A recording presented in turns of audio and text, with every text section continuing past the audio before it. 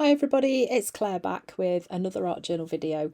This one is a combination of two of the other tag projects that I did for Scrap FX for May, and I didn't manage to get round to posting them when the posts went live, so I thought I'd just pop them on now anyway and just put them on one video together. So all three projects that I did this month for Scrap FX were on tags, the same as last month. They're just a lovely size space to create on.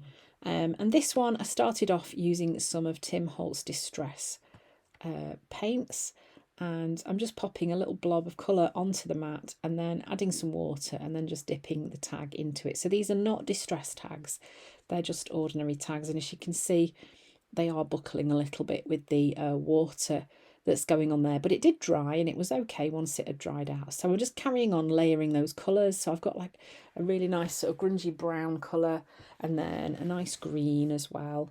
I'm afraid I can't remember what the colours actually were in detail, what their names are, but yeah, I was going for quite earthy colours with this tag.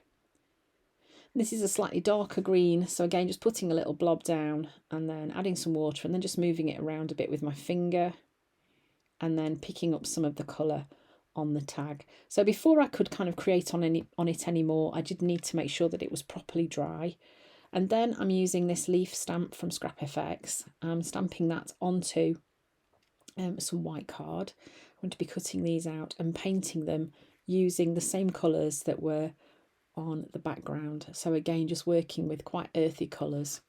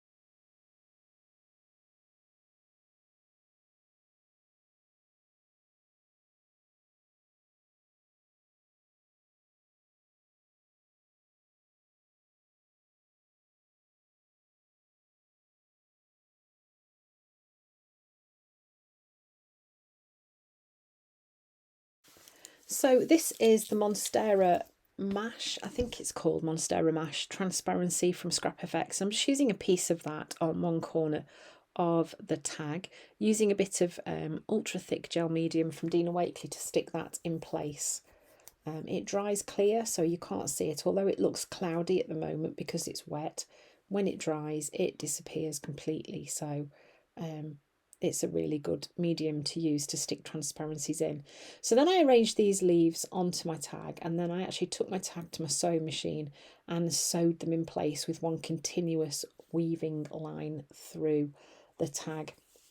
Before I sewed them in place, I'm using the graffiti stencil to add some stenciling and Circles Galore B just to add some more pattern onto the rest of the tag as well. And then, yeah, I got a bit ahead of myself. I arranged the leaves in place and sewed them on, like I say, just using one continuous line. You can't really see it properly here, but it was quite a nice way to get those in place. Then I have stuck on some shape embellishments, also from Scrap FX. These are chipboard leaves, and added some dotty stamping.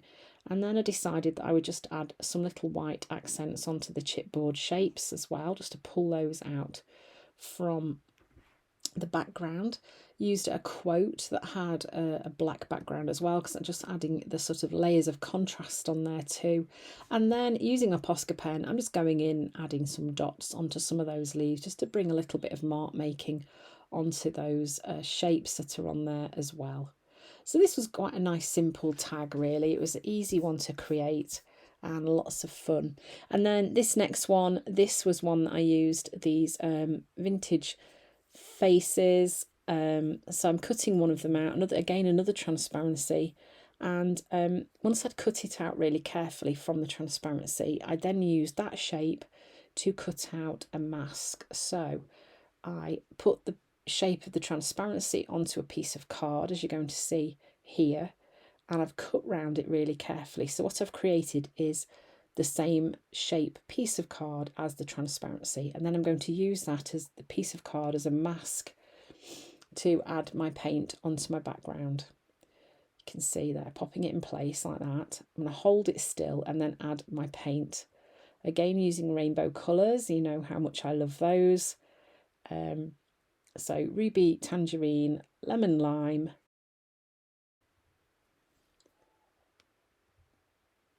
turquoise, and then I think I've used magenta as well. Makes a really pretty rainbow.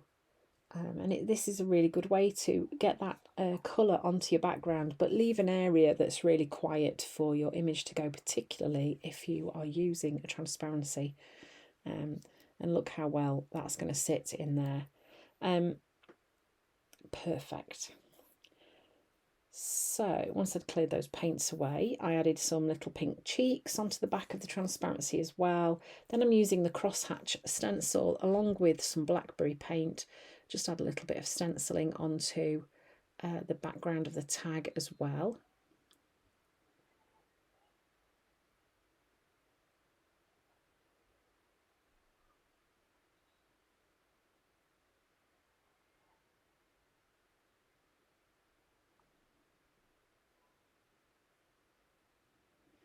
And then this is Circles Galore, one of the Circles Galore B stencils, and here I'm just using some carnation, and this just has the effect of toning down that very bold crosshatch stenciling that I added. I'm just making a note of everything I've used there. Then I went in with this stamp, which is in fact from Natalie May Scrapbooking. It's one of my favourite text stamps at the moment, seem to be using it a lot. And then my transparency will be popped in place. I'm just going to staple that in place. This is a rose flower stamp from Scrap FX, and I'm going to use that, colour it in with some scribble sticks, water activate those, and then add some mark making lines and patterns, cut it out, and that's going to be stuck onto her hair as a bit of an accent.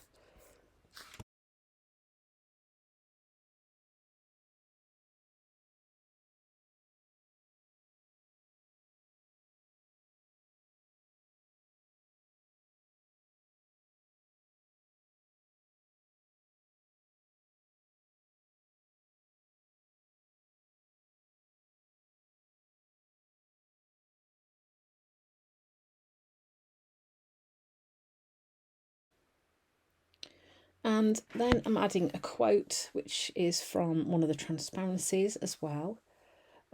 Sticking it in with some clear glue, as you can see. And then finally, once that was done, I just added a little bit of ribbon to the top of the tag and it was finished. So a couple more really easy projects using some of the wonderful Scrap FX goodies. Yeah, creating on tags is just so fabulous.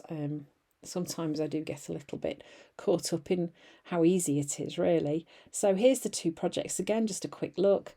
Thanks for watching. I hope you found some inspiration from these videos, and I hope to see you again soon.